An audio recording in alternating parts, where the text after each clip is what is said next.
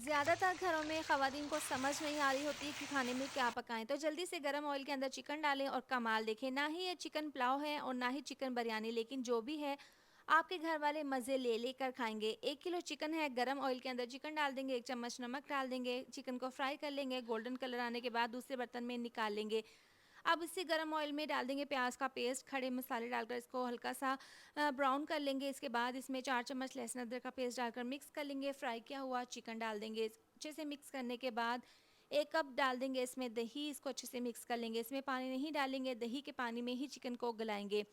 अच्छे से मिक्स करने के बाद अब इसमें हम डाल देंगे आधी चम्मच पिसी हुई काली मिर्च, धनिया पाउडर आधी चम्मच, साथ ही इसमें डाल देंगे पिसा हुआ गरम मसाला आधी चम्मच, 2 चम्मच लेमन जूस डाल देंगे, इसको मिक्स कर लेंगे और इसको कवर करके 10 मिनट के लिए पका लेंगे। 10 मिनट के बाद जैसे ही ऑयल निकलेगा, इसमें अदरक के स्लाइस और हरी मिर्च डाल देंगे और लास्ट में 1 कप डाल देंगे इसमें क्रीम। ये डालकर इसको अच्छे से मिक्स कर लेंगे। 5 मिनट के लिए इसको दम वाली आंच पर, स्लो आंच पर पकाएंगे। बहुत ही क्रीमी और बहुत ही मज़ेदार सी हमारी व्हाइट चिकन कढ़ाई बनकर तैयार है।